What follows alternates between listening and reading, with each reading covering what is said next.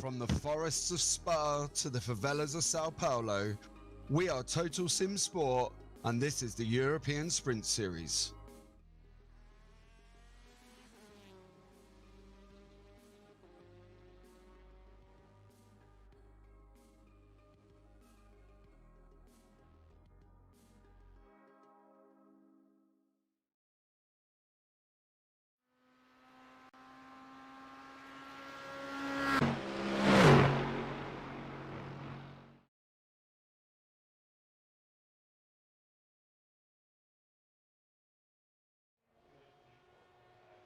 Welcome to week 3 of the European Sprint Pure Driving School Series. I am James Parfitt, and with me tonight I am joined by the amazing Chris Rowlands. Action is soon to get underway here at the famous Autódromo José Grand Prix circuit, or as more commonly known as Interlagos. Before we get into this though, let's bring in Chris Rowlands. Chris, good evening and welcome. Good evening, James. Good evening, everyone watching on the Total Sim Sport YouTube channel. I'm excited to join you for another blast of ESS action. We'll be #blessed to see even half the action we did last week at Spa, I reckon. I expect these drivers on this circuit to deliver some excellent action regardless, though. Interlagos is an amazing circuit, steeped in history. What can you tell us about this place? It is indeed, James. Lots of action spots here and lots to think about in multi-class sprint racing as well. We've got the two long straights. Obviously, we've got the main straight and the one leading up to turn 4, which will be nice and easy for overtaking, both within your own class and for lapped traffic. And then the technical roller coaster of an infield that is really going to separate the superstars from the merely excellent drivers. Now, as always in ESS, we'll be seeing the LMP1s, LMP2s and GTEs. If the racing is anything like from last week in Spa, Chris, we're in for an epic night, aren't we? Yes, if anything can match the three-way between Catchpole, Neck and Cortum, of whom I believe we've only got Cortum here tonight, so he can take the glory this week. Anything can match up with that, then we're going to have an incredibly good race. It's going to depend on if the drivers can cooperate while dealing with traffic, because it's a much more technical track in terms of these sort of slow speed corners, and I think it will really encourage some close racing. Yeah, Interlagos can be notoriously difficult to pass on, and with the different classes and that in mind, where would you see we're going to get a lot of action in tonight's race? Well, as we mentioned earlier, the two big straights, so the main straight and then between the centre S's and turn 4, those will be the easiest places to line up an overtaking manoeuvre. If it's for position, personally, I think you're better off getting a good exit out of the centre S's, as this will help protect your advantage with less draft available in the ensuing infield. The top drivers that will finish tonight, I will say, will be the ones that are going to safely lap traffic in that infield without losing too much time. We were watching the 6 p.m. split earlier, and there was some, shall we say, interesting driving. Yeah, so we've seen for the last 2 weeks that with the likes of Jan Corbs, Carlo Labatti and LMP1s, David Dendelay and Gabriel Ruse and LMP2s, the racing is wide open. Anyone can win this season, can't they? Yep, they really can. It's still early days. It's not like in Formula 1. There's no championship deciders just yet, and there's no rain in iRacing just yet to cause some late Timo Glock style pit shenanigans either. We've not mentioned GTEs yet. Verdelevo's been Mr. Consistent so far, and we've seen good Peyton Leidinger and Colin Buxtov as well. However, none of them are here. So this is a chance for the rest of our very talented GTE field, who are mostly in Porsches tonight. Although, of course, we can have a look out for Mr. Pounder in his Ford. Producer Sean, obviously, a big fan of the Ford, yep. So it'd be nice to see if he can rep that beautiful car this evening as well. Yeah, exactly. Well, guys, buckle your seatbelts and get ready for an amazing hour of racing. So a quick look at the schedule. This week, we are here in Brazil. Now, on the 7th of October, with the infamous Le Mans site of the 24-hour race. Next, we have the classic F1 doubleheader with a Hockenheim Ring on the 14th and Silverstone Grand Prix circuit on the 21st of October. Then on to the 28th of October, we are at Daytona Road Course. That rounds out October. Into November, it is the turn of the Red Bull Ring on the 4th. Next is the classic Watkins Glen Boot on the 11th. Monza on the 18th. Road America on the 25th. And that's November finished. Finishing up on the 2nd of December at the very bumpy Sebring International Circuit. This will be brought to you live every Thursday evening on the Total Sim Sport YouTube channel. Please don't forget to like, subscribe, and ring the bell to keep up with all of our content. And don't forget as well, we have the socials. All of our socials are down in the description below on our in the YouTube description. So please hit that follow button on the Total Sim Sports Twitter, YouTube, and you won't miss absolutely anything that we're going to do and go from there. Chris, now looking at this grid tonight, we are missing quite a lot of individuals. Now we've only got one split. What is that going to bring to us racing-wise? Well, it's going to be a huge departure from what we would have seen in the first 2 weeks, where everyone within class is pretty close to each other lap to lap. The really wide range, especially in the prototypes of skill level, it's going to lead to some very difficult moments in traffic, and I think I'm being polite when I call them difficult moments. We're going to probably see some quite silly driving at times, and that just highlights how difficult it is to race multi-class sprint racing. There's a lot to think about, and an hour is still a long time to have to race for. But hopefully we won't see anything too egregious. Hopefully we can see some good racing, because you can still race really well at Interlagos. It's going to encourage some really close battles within classes, and it'll be interesting to see how, shall we say, some of the faster drivers, how they can cope with negotiating some of the less fast drivers. One thing I think is interesting to note, and I believe he's completed his qualifying laps, is that current LMP1 championship leader Jan Kurbs has only qualified in 7th out of the 8 current time setters of a 9-car field in LMP1. So he's a little bit out of position to what we're used to. But actually, looking at the LMP1 split, there's a lot of talent there anyway. Like everyone there is in and around 3K. Yeah, I think that's the thing as well. And Jonathan McLaughlin, who's actually in the race, has put in their track conditions are hotter than the sun in the chat. Now, obviously, that's going to make a massive difference grip-wise to these guys. But, Chris, let's have a look at the starting grid. If you were to take us through it, please, sir. Also on pole in LMP1, we've got Carlo Labatti, who we've seen before. He's a quick guy. But so is P2 Loic Marchand. Daniel Pizzo and Simon Cowlarts are on row 2, followed by Luke Santos and Antonio Navarro. Jan Kurbs, who we just mentioned, is in P7 with Alex Bacu in P8, and Christian Vogel will start at the back, having not set a time. Pole position in LMP2, apologies, that is Jan Studensky. Alongside him is UK&I's very own Jonathan McLaughlin. Row 2, we're going to have Dominic Horton with Dominic Anspach as well. Row 3 is Anastasios Kalatzidis and Bruno Treguedo. Sam Bollen and Lewis Mackenzie-Jones are on row 4 with Tiago Bendetti, who will be starting at the back of quite a small LMP2 grid. Now, we've got 22 drivers in the GTE field here, so Junior Borges is the fastest of all of them, alongside Mike Popovsky. Eric Van Spijker, who is also in the Ford, so we can keep a lookout for him, is alongside Thibaut Leroy. Edis Gumsuder is alongside Jamie Pounder on row 3, followed by Mark Collicott and John Hill. Joseba Valero and Guillermo Tocali are row 5, Fabrizio Rigeri and Fernando Fio on row 6, followed by Keith Harrelson, Matt Francis, Mark Barr, Javi Moreno, Mark Neal, J. Carlos Moreno, Alfredo Beretta, Paulo de Moraes, Pedro Cladera, Dylan Hubeek, and then we've got, I believe that is everyone actually. That is all 40 drivers lining up. Yeah, that is. And as you can see, guys, we're going to start up on the Ferradura corner now. Let's have a quick catch up in YouTube chat. James Riley, howdy. Welcome in. Alvio Lampes, much love to you. Welcome. Phil Diaz, good luck, Jonathan. So this is going to be an interesting one, guys. We are going to be heading off on the pace lap. We are going to see the gap between the LMP1s and the LMP2s. Now, Chris, any ideas on when, as an LMP1 car, we're going to be going past the GTEs? I think, if my memory serves me correctly, I think we're looking at around about lap 9 or lap 10. It's going to be a lot of laps tonight, so there's going to be a lot more traffic to deal with.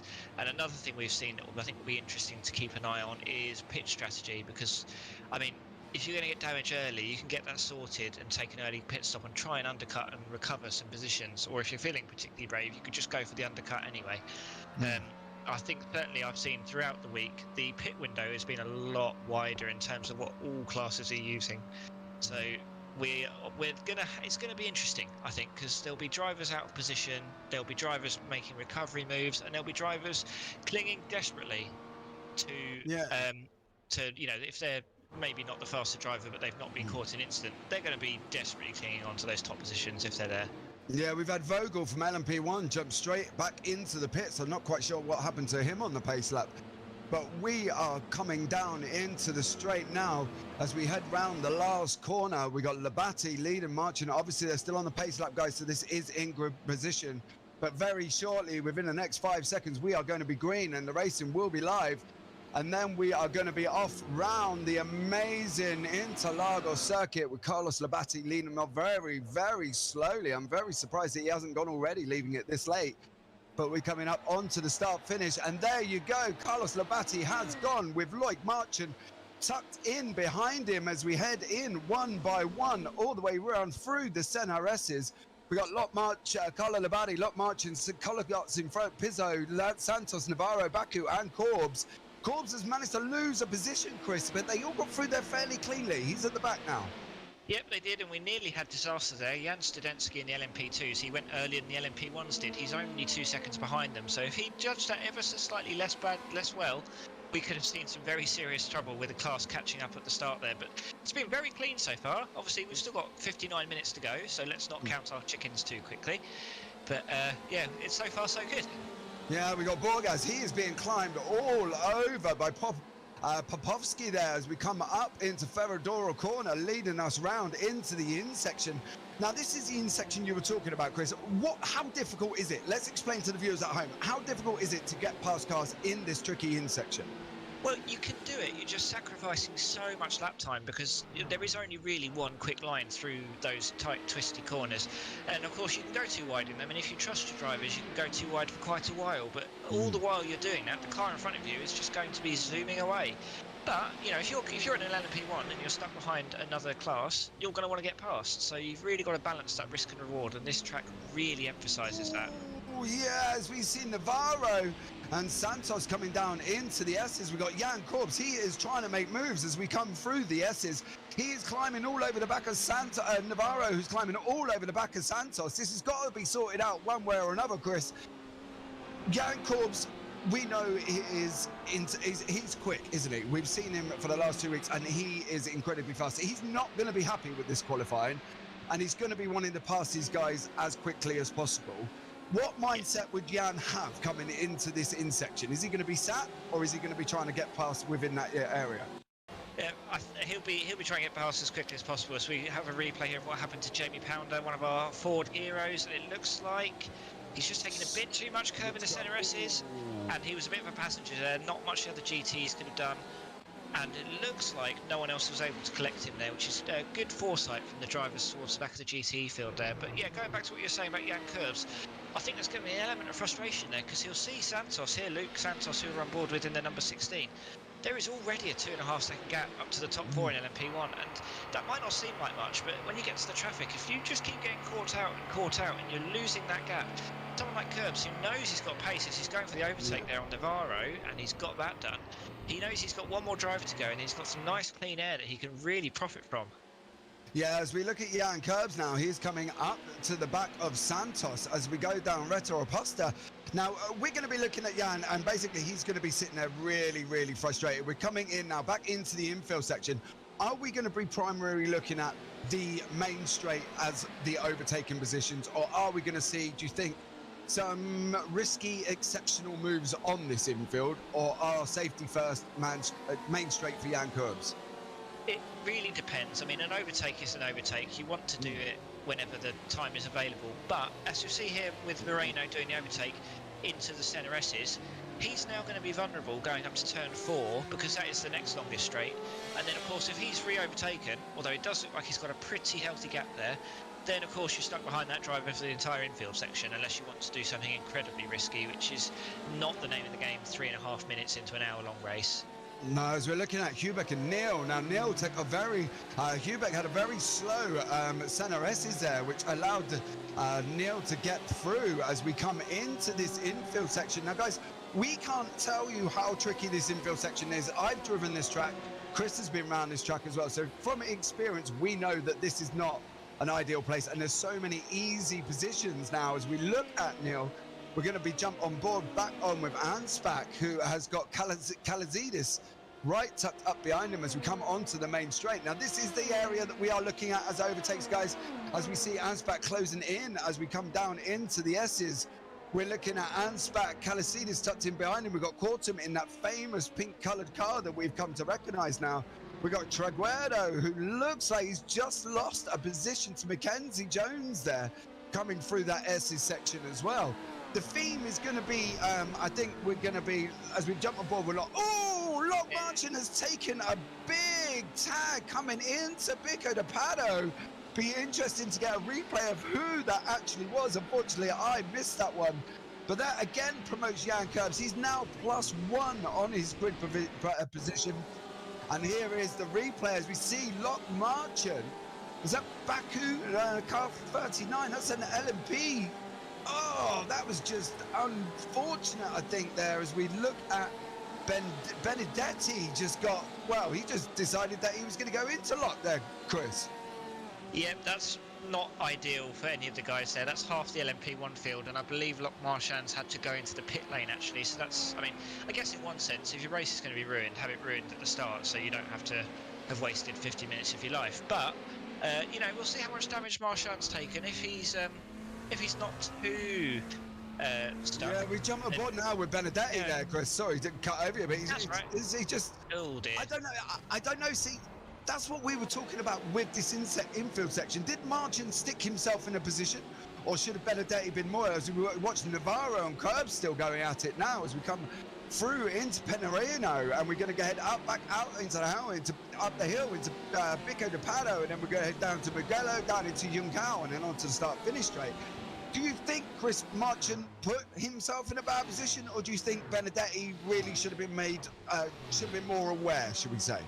I think this is a consequence of having such a wide range of abilities within the split, because I think if you're racing with purely the top level guys, you can make assumptions about where they're going to place their car and the pace they're going to do it at that you just can't make with some of the drivers who have had maybe less experience in the car or just not quite up to the same level of pace. And obviously they're entitled to race here, they made it into this split, but and he was keeping the car on track, but this is the perils of multi-class racing, unfortunately. We're going to see it really, really badly here. Whereas you can see there, a big mixture of cars, big swings out there, and some grass there as well. Blimey. I don't really feel that GTE didn't really know which way to go. He was kind of stuck in that no man's land there, Chris, wasn't he? Where he had a car left, car right, he's in the middle, he knows he's slow. Where can he go? This is the thing when we're on this circuit. As you say, we've got such a massive gap of I rating tonight. You know, as I said, I think we're down at below 1,000 up to 6,000. These guys on that lower I rating have got to be immensely aware of what is happening around them, haven't they? Yeah, well, I suppose they've all got to be aware, and it's, you know, multi-class racing is a cooperative discipline. You need to work together with the other classes to get the best possible time. And I think the other trouble as well is sometimes the prototype drivers don't quite appreciate how committed the GTEs have to be to their line, because they obviously don't have the same level of downforce. And I think we're going to see it on this main straight where it's got that bend tonight. The GTEs are going to be quite early committing to the line they're taking. We saw it on the previous lap into turn 4. The GTEs kind of can't just do those insane jinks that the prototype cars can. So if the drivers end up in two minds, it can cause trouble. But so far, we haven't seen too much in the way of awful incidents. Although, again, it is early days. Hopefully we don't see too many. Yeah, as we watch Corbs now, he's got past Calots, and that's put him up into third, +4 on his grid position. But because he's trying to come back, but I think Curbs used the GTE car there very well and blocked in Carlos as we went coming into the in section. There was really not a lot of places now. Now Navarro is queued up here as well. We've got Corbs, Carlos, Navarro. We've got GTE cars into this in section. Would they be looking at this now and just waiting for the straights, Chris? Because look, we've just seen Navarro there, taps Calots going into the Pico de Pato, but lucky enough, both men relatively unscathed there. Again, this is the issue that we've got, isn't it? You know, we've just allowed Santos back through in front of Navarro as well, so that's put another car in the middle, in the mix. this is going to be one kind of hectic evening, isn't it, for these guys? And there's going to be a lot of concentration involved in this race this evening. Yep, and I think there's one word in what you've just said that we've not highlighted yet that's going to cause trouble. Evening. It will be dark by the end of the race, which is just going to compound the misery that some of these drivers are going to be going through as we go into the dark. But look who's up to second in LMP1s already. Yeah, Jan Corbs, but look at the gap though with Labate. We're down to coming at under 7 seconds there. Labate has managed to stay quite safe this evening, hasn't he? He's got away, he's managed to clear the traffic fairly decently. It looks like he's catching them in a suitable position. Now, I've done this multi-class this week at Spa, and let's put it this way. It got at times very, very chaotic, and I found myself catching cars in very unfortunate positions. But Labate at the moment seems to be catching them in positions where he's not having to slow down, Chris. Yep, some of that is skill, some of that is just luck. But when you're the class leader, especially in the LMP1s, you've got the clearest sight. And I think also the first time you come to lap all these drivers, they're fresh and ready. They're not emotionally drained from having to deal with an entire race's worth of this. But like say for example right now he's catching up on the start of the Senna S's. He's got past the prototype there, so now he's got a nice clear run through the braking zone, and he'll be able to probably catch those next prototypes towards the end of the lap. So again, he's going to do all right for the time, but you know, we've still got 49 minutes to go. He's got to do all of these laps nice and safely. The LMP1's lap at about 1:16, 1:17. It's a lot of laps, it's a lot of potential incidents, so you know, he's not home and dry just yet, as talented as Labate is. But the pressure of having someone like Curbs behind you, that's going to make you think twice before you do anything too reckless. Yeah, we see Valero now. He's got Foy coming up on the right hand side there, coming down into the Senna S's. Again, we got a Porsche and a Ford here as we come through the Senna S's. We are following each other all the way down as we head down onto the straight now, and we've got an LMP1 of Lock Marchants involved as well, so we let him go and we slip back in as we are Foy. We go back in behind Valero now as we're coming through into Curva de Sol and down Retta Aposta, down into Lagargo, and we're going to go head up the hill now as we swap back on board with Anspat. Now he's still got Calazidis in front of him, and he's got Navarro behind. I believe that's Navarro. There he goes on the outside to take over. Now it's important for these guys to, how can I put it, Chris, in a way, are they going to look, LMP2s, as we've discussed previously, is the hardest class, isn't it, within multi-class racing? You're looking in front, you're looking behind constantly because you're that class in the middle. What are these guys going to be going through mentally 13 minutes in? I think they're going to be, certainly when I've been driving LMP2s, you're just in permanent panic mode, as we see exactly the problem here. You're battling within your class, you're trying to overtake cars, and of course the LMP2s are not really that much, they're not that much slower on exit out of the corner. This is mad. This is free wide, Chris. This is literally insane. And there was a big puff of smoke from Cortum and the GTE there as they come down the hill. What? Oh, we'll see if we can catch that as they come down Maguello. Navarro's in front. He goes round the outside of the GTE. We've got Cortum on the inside. We are going free wide. We've got McLaughlin. Oh dear. Navarro tapped bar on that one, Chris, and I think that was a little bit untidy. Is that just the pressure of trying to get through, or is that, would you say, inexperience of dealing with this situation? Because Navarro hasn't got a low I rating. He's talking 3.7, so he's you know, done enough races to know this situation. Is that something, me and you are both the same kind of driver. You're very passive, I'm very passive. I don't really, dive for silly mistakes. I'm normally the guy who will let somebody go rather than get into a battle. But these guys are different to us, aren't they? Yeah, I mean, Navarro's clearly a very quick driver, and you saw how confident he was on the brakes there. But sometimes braking as late as possible in multi-class is not always necessarily the best way about it. But it's easy to criticise when you're in the commentary box and not having to worry about it. It's so much harder when you're actually on the track. And of course, knowing how much space you've got on what is actually quite a narrow track considering the driving line available, these kind of incidents are inevitable, and I'm loath to criticise drivers that do them so much, although it obviously doesn't look so great on the screen when you just see that very slight tap. So number 4 there, that is Studensky in the lead of the LMP2, so that's going to be interesting to see how hard he is pushing, and he's got McLaughlin and Kaladzidis not too far down the road to worry about. Well, I say that, they're half a straightaway. But again, all it takes is one incident. That 9 seconds suddenly becomes nothing, and he's no longer in the lead of the class. So we'll have to see. We got Navarro, who's still in the pits. He's obviously had that from that tag. He's obviously, suffered some form of damage there. As we go on board, we've got Beretti. He's coming up by Pounder on our 2 Fords. Now we've got McLaughlin. Now, McLaughlin was in chat earlier saying the track is as hot as hell. How is that going to affect us tyre life-wise and grip-wise, Chris?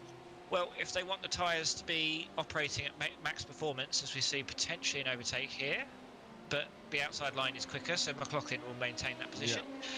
You want to be a bit more careful on the tyres, because if you're pushing and pushing and pushing, they're just going to do nothing for you through the corners, and then you've lost extra time. Of course, and that's another thing that we have to really sort of keep in mind when we're saying, well, why didn't that driver give more space, is that if the temperatures are hotter than the surface of the sun, I suspect there's some hyperbole in that, then it's just that little bit harder to get that car turned in. So some of these incidents are inevitable, although the track will cool as it's the evening, so we would expect to see maybe fewer incidents towards the end of the race, I would like to think. Yeah, as we got jump on board with Mark Collicott in the Porsche, we got Hill in the Corvette in front of us. We're heading down the straight as we're coming towards the center S's. We've got Collicott has pulled out onto the inside of Hill, and that job is probably already done before we get past. But we have got an LMP1 car. He is, did he touch? I think he touched Hill there, Chris, which has allowed Collicott a little bit more of a safety than he probably would have had going through that section there, as we see a big puff of smoke as well. We've got LMP1s, 2s and GTEs all in the same shot there. And this is the issue in multi-class racing. I don't think we can express how exciting this actually can be and how panicky as a driver it can also affect you, Chris, can it? Yeah, it's surprising how much you have to think about with these, and I'm surprised we've not seen more incidents into the center S's, because it's that sort of main overtaking point.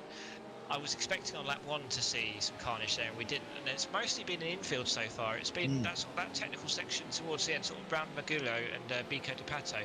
Those have been sort of the danger areas so far. But of course, I think if you've been stuck behind someone in these S sections, you are getting frustrated towards the end of it. That's what we're sort of looking at here. Another lock up there. That was from the number 15, I think. So and it's cost him.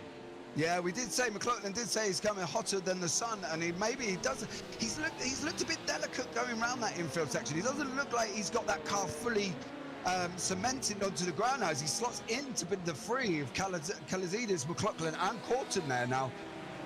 Again, it's not something that he looks comfortable with. Is that something that could affect him later on in the race, Chris, with him thinking, I haven't got this grip? What am I doing wrong here, and the frustration side of it? Because he's just taken Kaladzidis going into the S's there, but we have got the number 9 car of Baku as well separate himself, and Cortum has also got past Kaladzidis as we go down into the red or Aposta down onto the straightaway now. McLaughlin's mindset looking delicate. Does he think he can bring the tyres back? Is that something that, as an LMP2 car, we're capable of? As we watch Jamie Pounder now, he's got up the inside of Valero. Can the tyres come back to us, Chris, or are we going to be sat here with a very tricky slidey car all the way through? I'll come back to him. I think if you've got the talent as a driver to perhaps drive a little bit more conservatively for a few laps, and you can get those tyres back online. It's easier said than done when you're dealing with all this traffic, because obviously the more you push, the easier you can get past some of this traffic. But I think he'll be pretty glad, I would say, for Cortum catching up with Kaladzidis, because that will hopefully give McLaughlin a little bit of breathing room, and he can try and use that breathing room just to calm the tyres down. Another thing you can do is pit early, because of course you're going to be stationary for a good 20 seconds and going very slowly for about 40. And that will just give the tyres a little bit more time to cool down. Obviously, you then have to think about it. It's a different driving style when you come back out of the pits. But if you can calculate it correctly, you can get yourself some clean air. I mean, if you look sort of between the front and the back of LMP1s, there's a nice bit of clean air there on the track map. So, I mean, obviously that depends on the drivers having a good pit crew that can tell you these things, but it's something we'll have to keep an eye out for as we are approaching the beginning of when these cars can pit if they so choose to. Yeah, now I want to flick back into the Labate-Corbs battle if we can, Mr. Producer, because that went down at one point, down to 0.5 seconds, and they were right behind each other coming onto the straight. Corbs has now dropped back. He's now 1.4. He's actually in the lead of Labate there, Chris, as well. So we must have missed where, as we come in up the last corner, we're going onto the straight. There's Labate in front of us. And then we go past the GTE. It was already done before we'd even... Labate and that GTE might have had a slight miscommunication, and that might explain why he was so slow for the speed there. Yeah, as we now got Corbs is now 2 seconds ahead of Labate. As we're watching Hubik here, and we got Matt Neil in the Porsche. They're having their own. They're having their own battle. As we're coming up into the Ferradura, we've got Hubik and Neil now as they go round the corner. Hubik on the left, Neil on the right. As you're watching this, the stream, guys, down into the SE, and then we're carrying on from there. And they seem to be quite happily just right behind each other now as we go on board with a McLaughlin, Corton, Kalazidis battle, and we've got a LMP1 has gone past as well, and there you go. Kalazidis has got a lot better run than Corton coming out. The S is heading down the straightway now. He's tucked back into McLaughlin. McLaughlin's taking the inside. Corton in the paint car on the outside. Kalazidis on the outside as well. I don't think he's going to be pushing for this. I think it's going to become very tight on the exits. Kalazidis goes up the hill now. We still got him in front of McLaughlin. Corton still tucked in behind him. It still looks like he's going to be incredible race. We've got GTE's popped up. Corton's going to go through on McLaughlin as well. Unfortunately, McLaughlin managed there, Chris, and that's the important of it. With the GTE car, he lost 2 positions because he got blocked in behind him. Corton obviously likes his three-way battles. This is 2 weeks in a row now, and the guys are keeping it clean again, and I think that GT will be very relieved to see that they've all got through nicely there. But I wonder if there's a slight difference in setup here. McLaughlin does seem to be struggling through the midsection, but it's not, considering he's been at the front for most of the battle in the last few laps, he's not really been struggling for frontline speed. So I think maybe he's got a lower downforce setup compared to the other two. So we'll see if now he's at the back, perhaps will he be able to breeze past again through the main straight? Yeah, we've got Valero, Foy, Beretta and Pounder all together as well. And just to throw it into the mix, we have an LMP1 car, LMP2 as well. And that is the car of 22 there.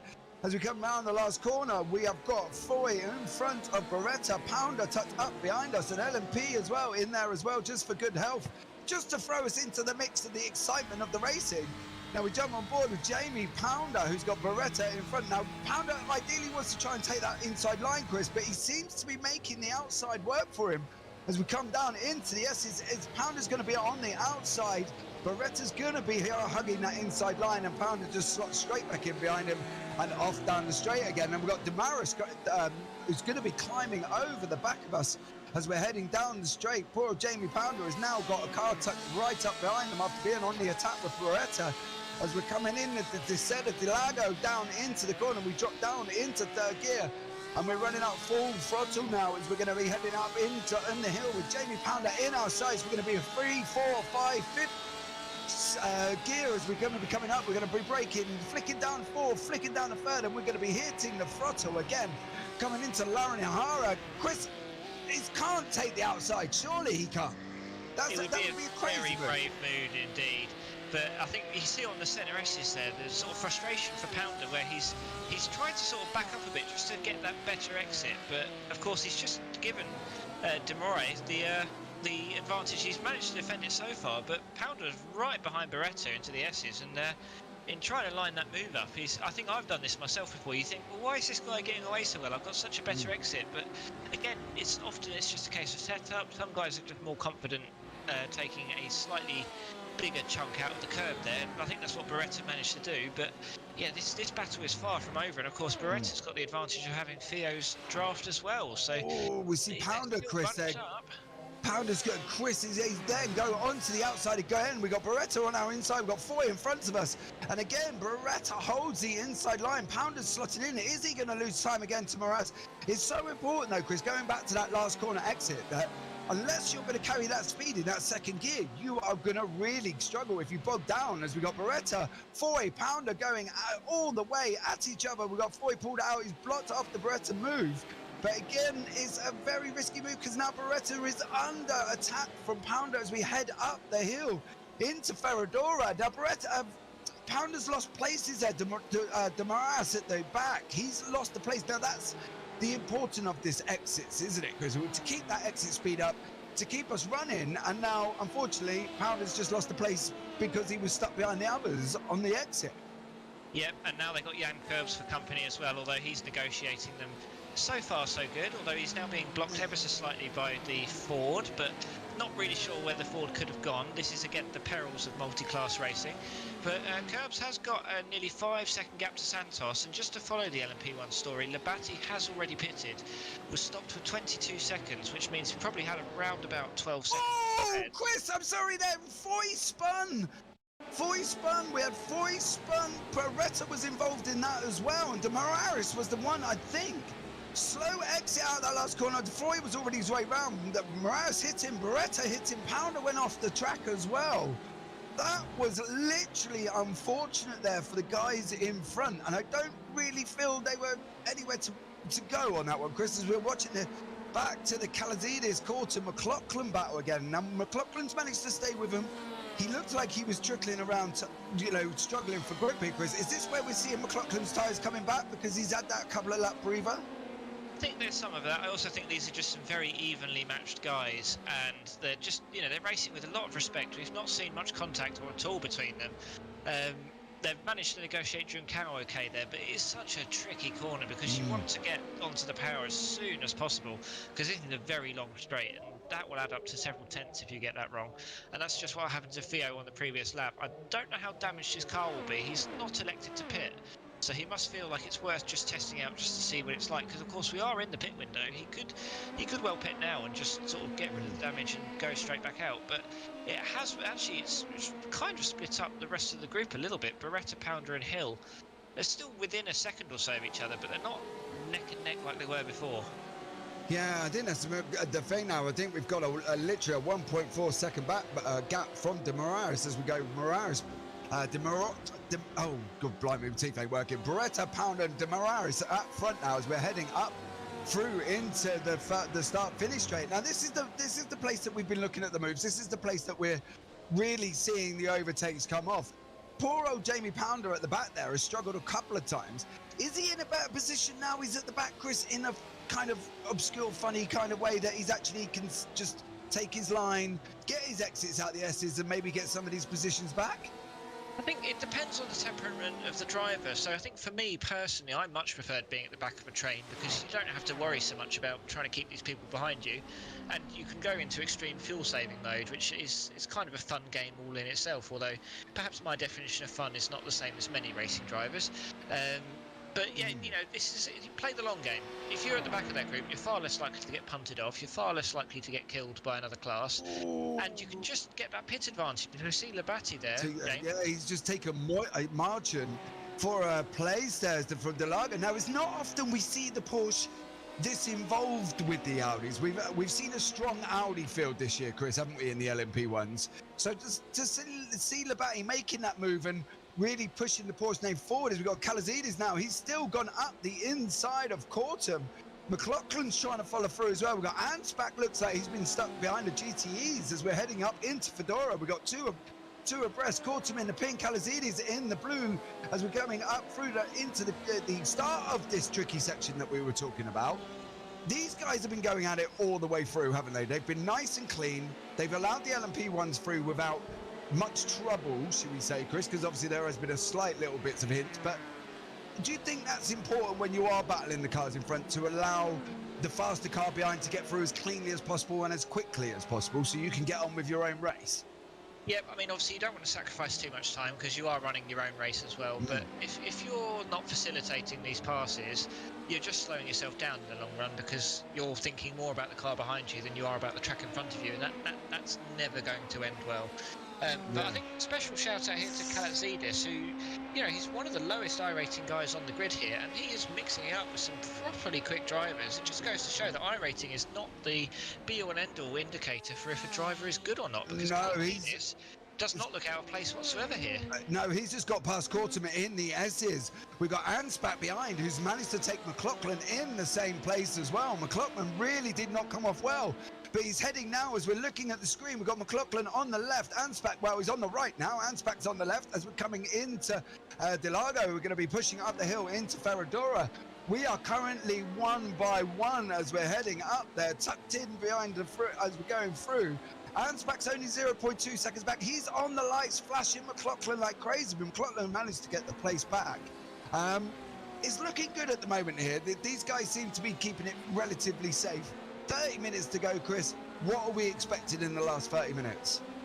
Probably some tired moves, I think we'll start seeing, because it's a lot of mental energy just to lap through this infield, let alone deal with all the traffic as well, and your own battles within your own class. I mean, obviously McLaughlin and Ansbach won't be entirely pleased that they've dropped 2.5 seconds to Cortum and Calazidis, but it does mean they've got 2 less cars to think about, so they can just switch a little bit of their mental energy to lapping quickly instead, or worrying about fuel strategy. But you can see here where the GTE had to go to the right there.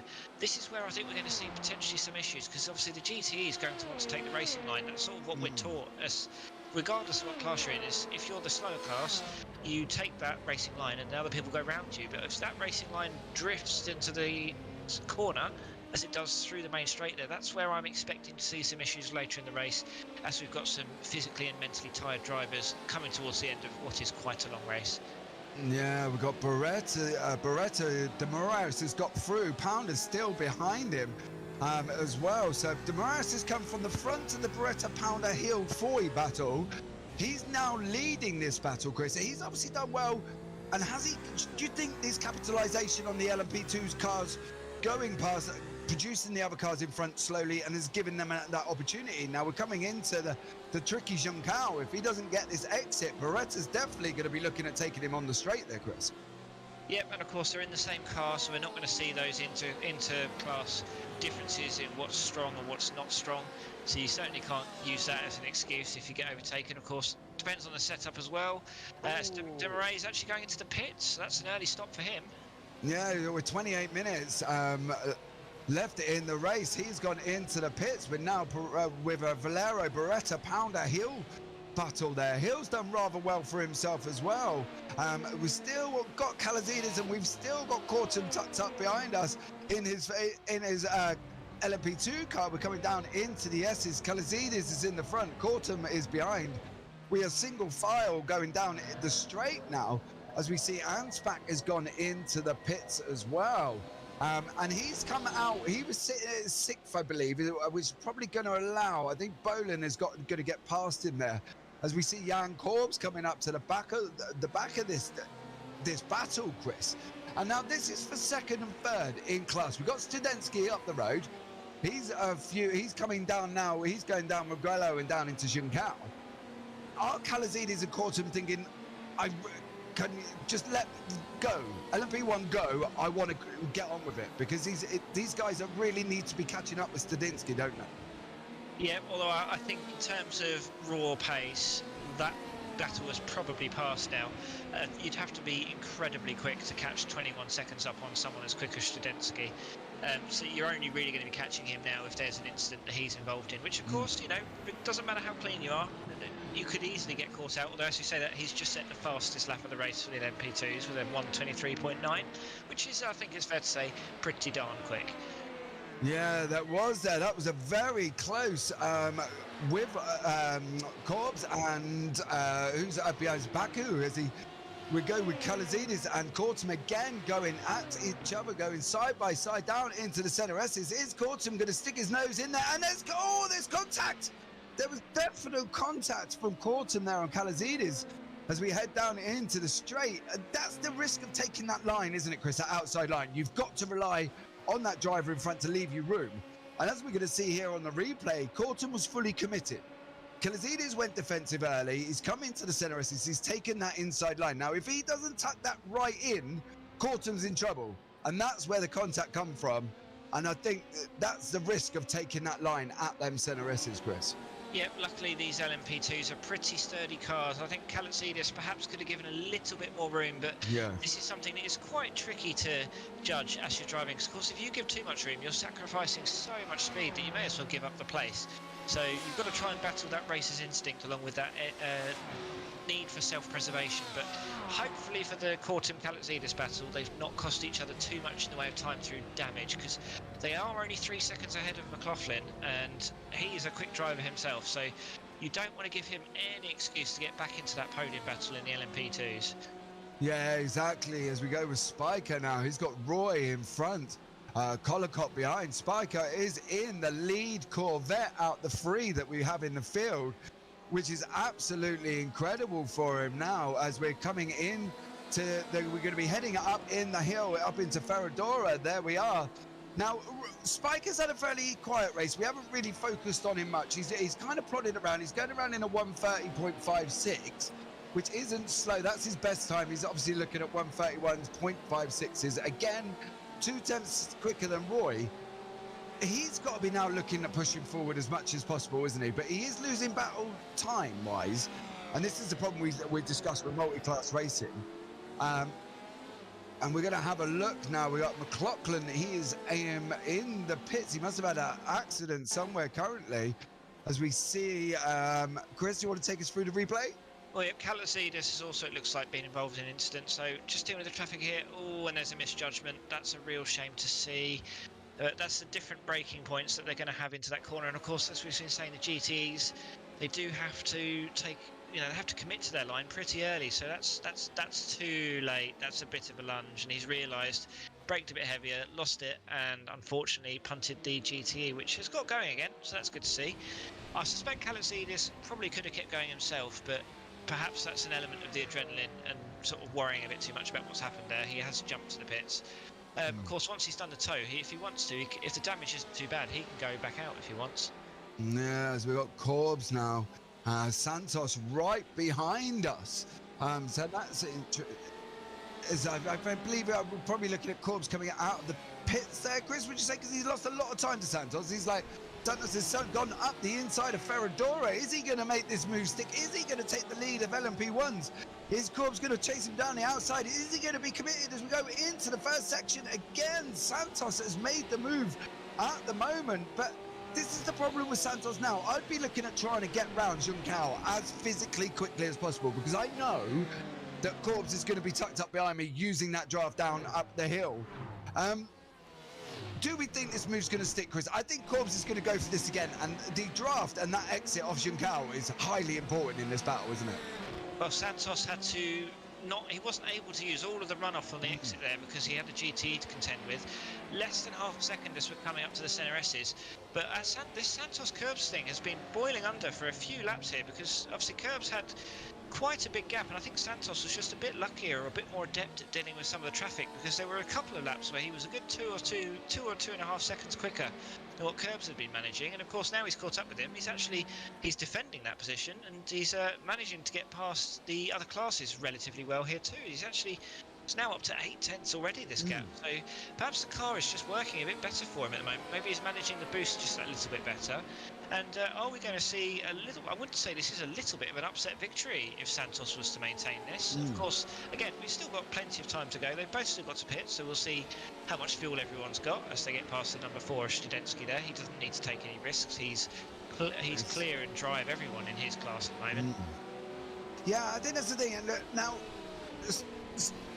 Studensky there, we've got Studensky, leader of LMP, we've got the leader of the GTE of Borgas, and obviously we've had Santos and Corbs all in one shot there. But I think this is the important thing.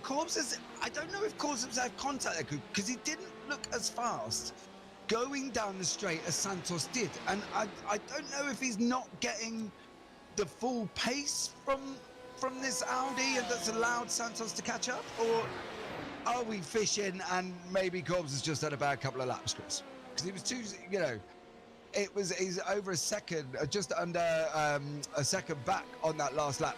Are we seeing Corbs playing the mental game and saying, okay, Santos, you can have it now. I'm going to come and take it later on in the race when I need to? I think, there's no need to panic at this point. I wonder if perhaps Curbs has taken some damage somewhere. We'll find out at the pit stops if he is stopped for a bit longer with damage. But, he's keeping up with Santos. I mean, Santos is no mug. He's a quick driver himself. But I think we're just so used to seeing Curbs just fly off into the distance that any time he gets challenged, it's a bit of a surprise. But perhaps this is the kind of circuit that just suits someone like Santos that little bit better. He certainly is driving with a lot of confidence right now. But it seems rather glib of me to wait until after the race to make my predictions, but that's what I'm going to do. Yeah, we got Anspack who dives up the inside there. I believe that is going to be Foy coming down onto the straight, which has left him open to Deguerdo as we're coming down into the centre. Deguerdo's on the right as you're looking at the pictures. It's Anspack on the left. We're going up now one by one through the S's section down onto the straight. And we're going to jump back on board with Luke Santos. We've had Corbs go back past us now on the straight hand side. That's the same situation we're in.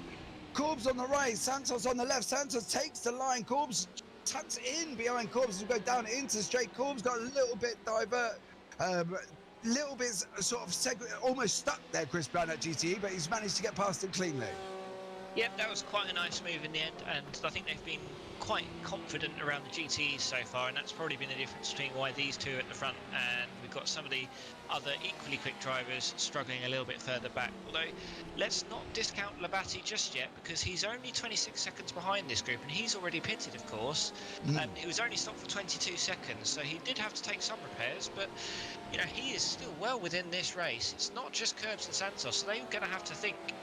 They are going to have to work together to some extent, because if they keep battling and costing each other time, Labate's just going to catch up with them, and he'll sail off into the distance himself. So, this race is far from over. Now, as we see the Beretta-Francis battle now on the infield section, coming round to Pico de Bato and then going down into Mugello and down into Juncao. Again, it's going to be interesting for Baku, for Labate, because the two leaders haven't pitted, have they? Corbs and Santos hasn't pitted, have they? So we've got Labate here, Baku in front. Both of these guys are kind of, Baku's not pitted either, so Labate really is kind of sitting in a comfortable position almost, as long as he can clear this traffic. There's no reason, Chris, I can see physically that he can't take the lead, or am I underestimating the pit lane length here and the pit stop time? Well, of course, the pit stop time isn't factoring into the fact that they will have obviously travelled from the pit lane entry to the pit lane exit. So we can't know exactly for sure where he's going to come out, but it's touch and go right now. And Curbs and Labate are lapping at pretty much the same pace, both in the low 17s. Curbs has got back ahead of Santos. I think perhaps he just also overheated the tyres, like we were saying about McLaughlin earlier. And he's sort of reasserting that lead, and he is the only person going quicker than Labate at the moment, but it's not by much. He's only really in the last 5 or 6 minutes been able to gain about a half a tenth gap, and it's not enough, I would say. It's going to be a very closely run thing, and of course Curbs has also got to contend with the readjustment to the fuel levels, which Labate has already done, which is only a minor thing, but if the difference at the end is a second, that's all it'll take. That could be something for Labate's advantage.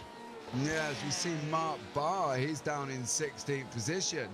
He's got some damage on that car as well, but he seems to be in that, what I call that almost no man's land gap, Chris, where he's almost like pushed on from Moreno, but he's got Francis 5 seconds down the road, and he's now got to push on again to catch up with that Francis battle. It almost feels like, I think, when you're in the car, you're just driving on your own. Do you know what I mean? Because you're in that gap that you just can't do anything about. It's just like... It does feel a bit weird to have what you'd call a lonely race when there are 31 other cars on the track and it's not the longest track in the world. But, if you haven't got your drivers in your... And the sort of trouble is when you're at the back, and I don't know if Mark is similar to me in this regard, but if I'm near the back in a multi-class race, I'm just letting people through, and that just costs you more time, which means if there's an incident further up the road, you're not close enough to be able to take advantage of it. But equally, you don't want to be that driver that wrecks the leaders when you're not really in any battles yourself. You'd have to be very self-centered, I think, to not have a problem with doing that. But again, far from me to judge. I'm not a race winner in these kind of disciplines, so it takes a certain racer's spirit, I think, to have that kind of speed and aggression while keeping it clean. But we have, I think, compared to some of the races we've seen this week, this has actually been reasonably clean so far. As Yeah. Jan Studensky actually he must have taken some damage because he's still in the pits and he's lost his LMP2 lead. Yeah, Corbson's taking the battle. We've got Santos and Baku's in the pits. Corbs is on his way. Labati's going to be coming through. There you go. I think he's going to get that deal done. That is him up into second place. 26 seconds, Chris. Jan Corbs is up the road. Are we looking at... Labati's going to get past, we think, quite comfortably. Now, Labate on fuel light, he pitted, where was it? He was very early into the race. He hasn't gonna, I don't think he's gonna need to splash and dash, is it? I think he's gonna be, that will get him through to the end, won't it? No, it was a deliberate tactical decision from Labate. I believe he took some contact and had a bit of damage and just decided that we're in the pit window, I'm going to pit now, take my fuel, get that fixed, because, you know, that may well have only been the 10th or 2 a lap it was going to cost him. But over 45 minutes, that adds up. But if it had been more severe than that, you obviously need to pit immediately. And he's reaping the rewards for a very quick thinking decision, because I'm pretty sure that contact was around Junkao, or certainly towards the end of the lap. It was, you know, obviously it was 40 minutes ago, so a lot of action has taken place since then. But no, if anything, he's actually lapping quicker than Curbs now. He's, again, that gap is back under 26 seconds. And I think if I'm Jan Curbs, I'm possibly not aware that Labate's already pitted, because of course you can only really keep track of your own race to some extent. These guys won't have pit crews telling them what's happened. He might well be thinking right now, I've got the race in the bag, and actually no, it's you saw the gap there. It's 7 seconds now between Labate and Santos, so we're looking at probably about 4 or 5 seconds for Curbs, depending on how long he's stopped for. Of course, he will be stopped for a bit less because he's got less fuel in the tank to do. We've got less time left. It's only 14 minutes now. Yes, Jan Curbs is coming up he's going round SA down into Pinarino, and we're heading up into Bica de Pado. Now we've got Baku. I think my timing tower must be having a mental minute here, because I've got Labate has jumped back into second. That's fine. As we go forward, Dominic Cortum has taken the lead. Anspach's in second. McLaughlin's managed to get his third place. Studensky, as you say, must have had an issue because he is down into fourth. Speeding in the pit lane, he's managed to get himself a penalty, unfortunately. As we got De Moraes here, he was down in 12th in the GTE class. The American driver, what has happened to you? Unfortunately, that is at the center S section. That's releasing the accelerator, hitting the brake at the same time, and that will unfortunately make that happen to your car. We've got Studensky now is coming back through the traffic. Jan Curbs has still not gone in, Chris. He's still not come in. We're heading up the hill. We've got Labate now about 28 seconds. Are we going to has he opened up the gap? He's pulling away. He seems to be now in that better position where he's catching traffic, but Labate has got quite a clear run now. With the Anspach in front of him, the second place of LMP2. Are we looking at Curbs in the safety zone, Chris, or are we looking at he still could possibly be in danger from the Labate push at the end here? It does certainly seem like he's just done a bit of a Lewis Hamilton and just magically pulled out that extra gap. We'll see if he's going to pit on this lap, or is he going to try and eke one more out? I think he is. Look at that. I mean, these LMP1 cars can go to around about 50 minutes before they have to pit, but I don't know when he would have fuel saved. He's done a very good job there, and that gap is now nearly 29 seconds. I think the way it's going, they could well be coming out neck and neck. That's going to be very interesting to see. And of course, at the moment, Labate's coming up the main straight. He's going past 2 different classes, but then he's going to have loads of clean air. So hopefully for him, he'll be praying that he can make use of this clean air. And of course, what this also means is if they are going to come out together at the end of that pit lane, they are going to be in some nice clean air for what could be an excellent last 12 minutes of racing. Yeah, well, we've just seen Curbs do a 1:16.77. Labate a second slower in a 1:17.71. De Moraes has got Foy going up the inside as we head up into SA now.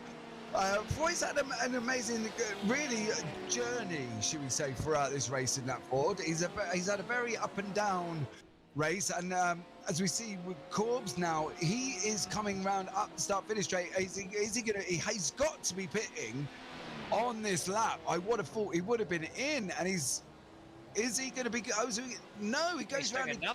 Lap, now we said 50 minutes. We have got 11 minutes left. So technically he can, you know, if you're saying 50 minutes, Chris, he's got 1.5 minutes left. But he's doing a 1:16 as we see Foy now. He's got De Moraes out on the left-hand side as we look at the picture. Foy's taking the inside line as we're coming through now. And I think that is the move done from Foy as we go up the straightaway. But Corbs has got to be on the I suppose on the edge as we look at De Moraes. Is he going to come back on the inside? Foy got a very slow exit. We've got Foy the forward on the left.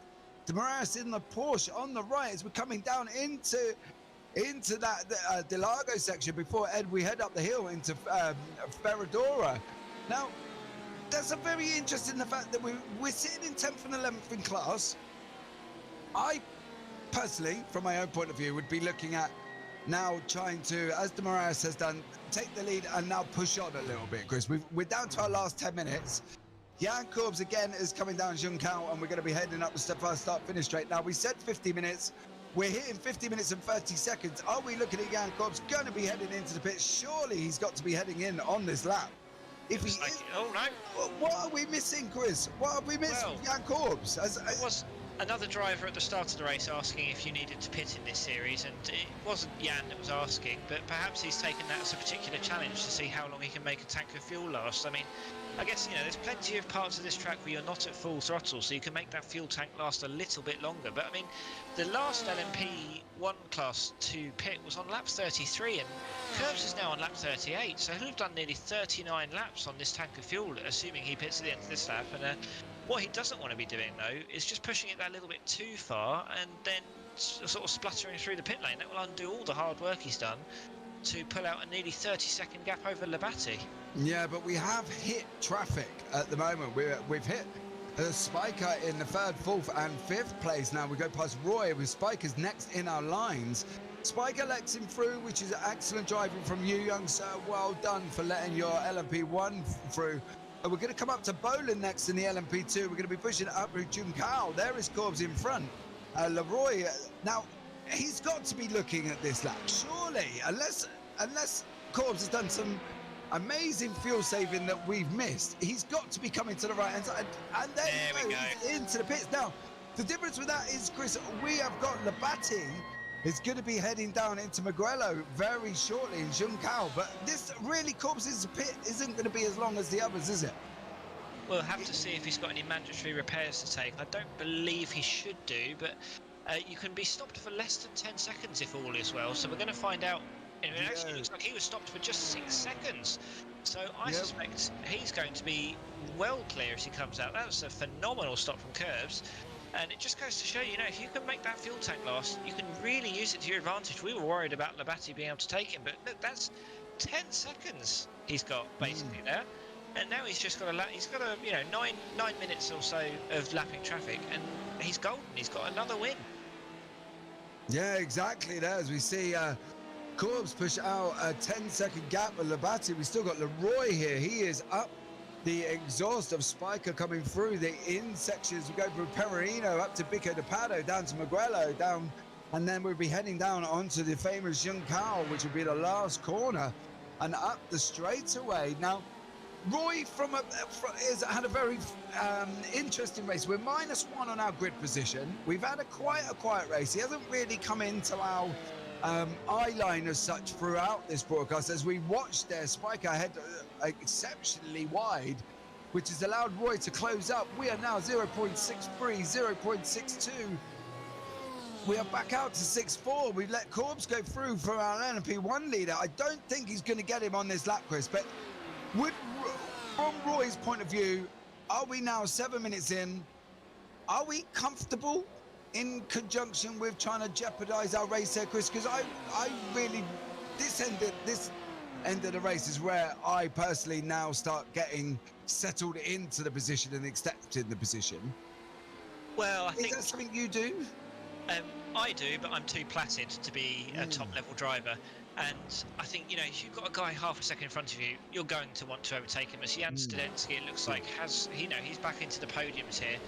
This is his overtake on Johnny McLaughlin, I believe, and we'll see what he's done there. That is some very confident driving through the infield there. I mean, we can see why he was at 1.22 seconds ahead of second in LMP2. It's a sort of it's a bit of a frustration there because he'll have been expecting the win, and third place in class is still obviously very good, as Keith Harrelson there has lost it. But I think Studensky, if he's really got the mad pace, and these two, Kortum and Ansbach Shebetska, if they battle, Studensky is not out of this just yet. I mean, these two are going to have to behave, and they'll be fine. But Studensky's got the pace, and we've only got 6 minutes left. As Curbs comes across the start-finish line, that's going to be either 4 or 5 laps, depending on exactly when he's coming across. I think Studensky will be hoping it's 5 laps, but these two, not so much. Yeah, as we see Kortum in the lead of the LMP1s there. We've just let Loic Marchant through Kortum in the LMP2s. He's in the lead of that series. We've got Ansbach Studensky. Now, if we can flick on board, putting Studensky is about 6 seconds back from this gap, Chris. He was there, as we saw in the background. He's going around Magrello and up into Juncao. Now, Studensky had an absolutely insane gap over here, and I feel as he's going to be looking at him, he's taken the wrong line of GTE on the right. Yeah. Oh, that was just unaware that the LMP2 was coming through there.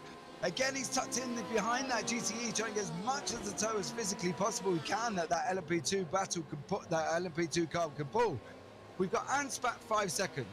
We've got Kortum 6 seconds. We've literally just done a lap that's 2 seconds faster than these. So 3 times 2 is 6. We got 5 minutes left, 1 minute 25. We're well within this window, Chris, that we can see Studensky retake this lead. As we watch De Moraes coming down into De Moraes. Oh, he's just hit the brakes, hit the accelerator. Unfortunately, that's what's spun him round. Studensky, situated in my head, Chris, and mind you, my maths might be completely wrong, which it does have the tendency. 4 minutes to go in the race. 125 a lap, 250, 3.5 minutes, just touching 4. Can we see Studensky now climb back into this lead position? Because these guys are going to be battling again, and as we see Studensky's coming up the hill into Bico de Pado, he's definitely got a good chance of retaking this lead, hasn't he? He does, and of course the leaders in LMP2 will be coming up on a couple of GTEs in probably the next lap or so. Depending on where that falls for those two, Studensky could well catch them. I mean, he'll be praying he gets extra laps out of Curbs, or at the very least that he doesn't go past them so that they can take advantage of the extra lap. But of course, it's not just a case of he's got to catch them up, but then he's got to overtake them as well. And we've already seen Kortum is a very solid racer. We've not seen quite as much from Ansbach Shebetska, but he's in second in a strong LMP2 field. He's clearly got pace, so it's not just going to be the easiest thing in the world for Studensky to get past. We've not actually had to see him make that many overtakes, although I say that, but the overtake on McLaughlin was very confidently done, so we know that's a driver very much in sync with his machinery at the moment. Although on the last lap we did of course have a little bit more trouble, but Studensky has actually matched the 2 guys in front of him, so that might be putting paid to any plans he has for a glorious victory.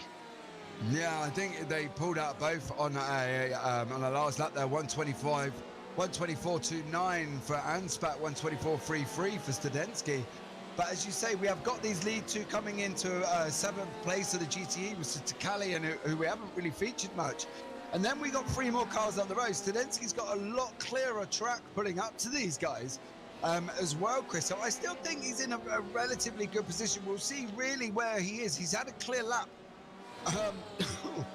Excuse me. He's had a clear lap now with 2.5 minutes to go. Situation 125, 250. Are we looking at a lap and a little bit, and then the last lap that Studensky's got his opportunity, Chris? Well, I think we're possibly... Oh, I don't know. It's doing me touch and go. I think we've only got 2 laps left after Curbs passes the start-finish line here. So we've got, I think 2 laps. That's going to be a big ask for Studensky to get past. But of course, if the GTE traffic doesn't behave, and of course at this point you'd like to think they would do, because none of them are close enough to be doing any battling, and you wouldn't want to affect the race by not being the nicest you could be. So I think from Kortum and Ansbach's position, they'll be hoping and praying these last couple of GTEs they'll have to get past don't do anything too monstrously silly, as Yeah, I believe on the next lap will be the white flag lap, although we're not going to find out towards the end of it, I think, because if Curbs can get to the start-finish line in 30 seconds, he's driving very, very quickly. Yeah, it's not a lot. It's not a long run to that start-finish line, though, is it? He's saying that he is a little bit further up, and is that coming into Bica de Pado, which probably give him last quarter of the lap to go. It'll be interesting to see if Corbs can actually make this round, so we get one more and the last. But I'm just looking back at the LMP1s, and Ansbach and Corbs. Studenski's close right into these guys. I mean, he's very close. He's there. Got Ansbach going into, I believe that is the last lap now. Oh, I just say, Chris, I don't think he's going to catch him. But well done, Studinsky, for putting that gap back down to 3.8 seconds now. They must have obviously, they were coming in looking at the track map. They had a lot of traffic in front of them. And we've got Daniele Pizarro, is the white flag now. So we've got Jan Corbs will be coming round. He's heading up into Ferradura as we stay on board with him. And now this is where we're used to seeing Jan, isn't it? He's +6 on his grid position. But if I remember correctly, Chris, he wasn't that highly gridded. Was it in Spa that he wasn't highly gridded either? And again, he come through for the win? Yeah, he does. He seems to either absolutely launch it onto pole, or maybe he's just very aggressive on his qualifying laps, and it either pays off or it doesn't. But he's clearly got the race pace and the racecraft to go with it. Because I mean, to be 10 seconds ahead of Labate, that is some serious pace. Because Labate himself is a rapid driver. But yeah, I believe we're going to see Curves coming on to the main straight. Yeah, he's coming around the last corner now, Chris.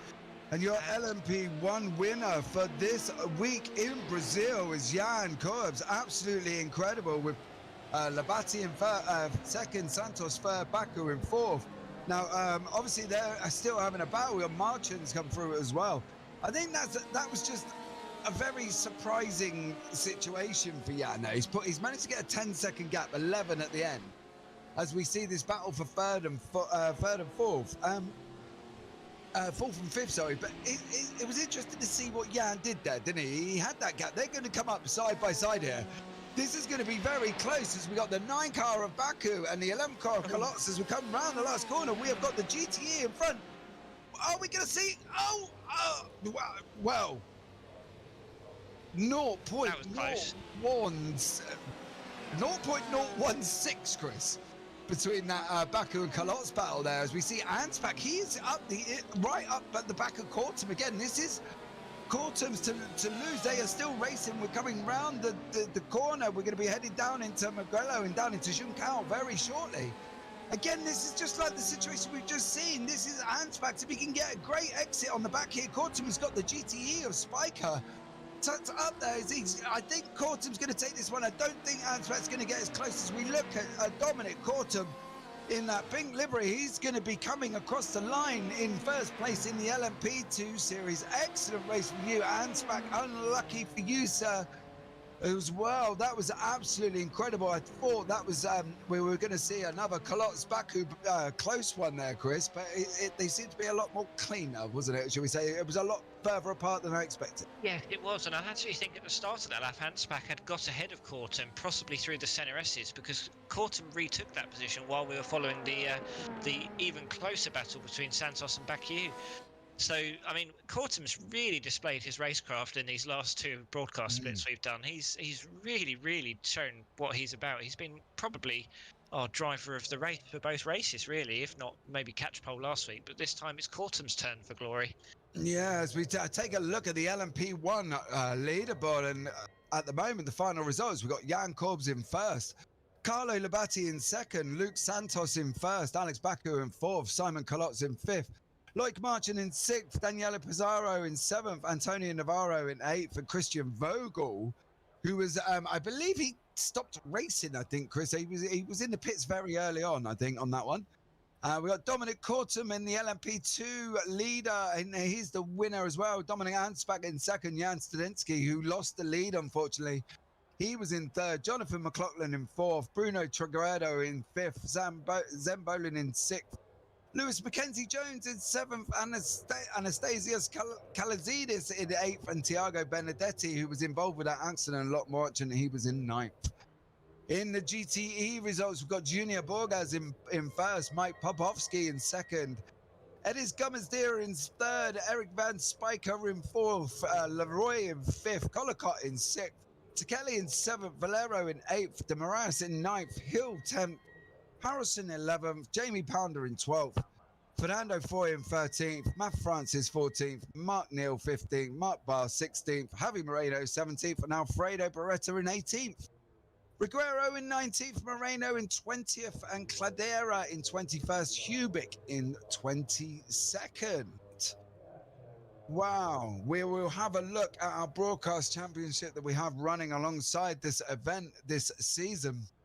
We've got Jan Corbs is in 1st place now on 51 points. Now, Will Woodland didn't take part, but he's still in 2nd on 43. Now, Will has been Mr. Consistent. He's been very steady in the LMP1 series. Carlo Labate in 3rd, Andre Reddit in 4th, Taylor Mills 5th, James Armstrong 6th, Alex Baku 7th, Daniele Pizzero in 8th, and Marshall Cubitt 9th, and Tim Perry in 10th on that one. Now, let's have a look at the LMP2s. We still as well and see where we're at with that, please.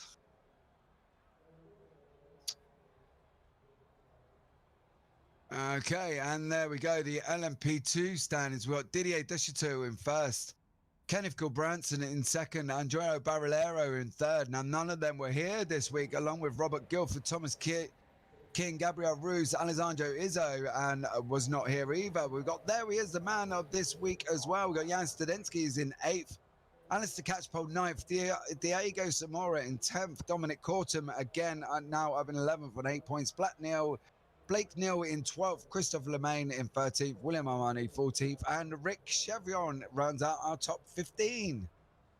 In the GTEs, we've got Roman Verdalivo is in 1st place on 36, Andre Leidinger in 2nd, Kirill Kolobox on 3rd, Michael Rack in 4th, Orimus in 5th, Joyst in 6th, Jeremy Ralou in 7th, Nicholas Pacquiao in 9th, and Richard Simnar, who is in 10th place. So there you go. That rounds out our standings, Chris. Sum it up for us in one sentence tonight, Chris. Cleaner than expected, I would say. Not that it was necessarily the cleanest race we'll ever see. I think nice again to see Cortum with some excellent racecraft. And again, I think, well, we didn't really touch a huge amount on Borges because he had such an easy race, it seemed, in GTE. But, you know, I think all 3 race winners tonight really had to sort of show their racecraft to get their wins. It was the cleanest, quickest drivers that took it home. And also a lesson to not speed in the pit lane if you can avoid it as well. Yeah, unfortunately for Jan Studensky there. So, okay, well, let's round this out then. Well, thank you, Chris, first of all, for joining me this evening. Much pleasure to have you in, and we will see you again next Thursday, I believe.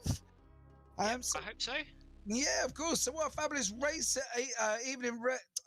what a fabulous racing we've got this week for us. Well, Sunday the 3rd of October is the IRUK GT3 Pros and Elites, brought to you from the Hungaro Ring.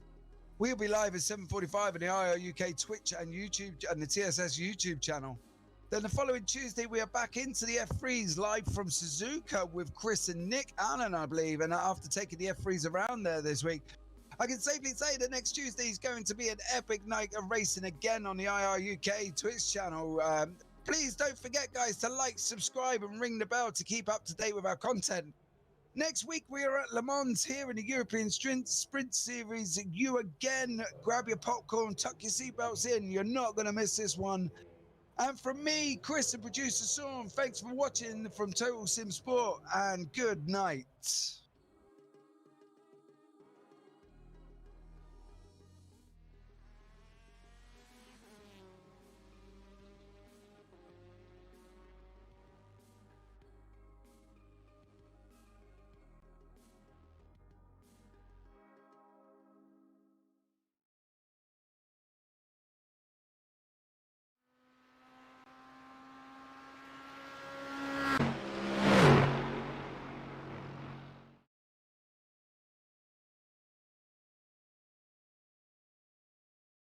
Maybe. I don't really mind, mate. To be honest, I think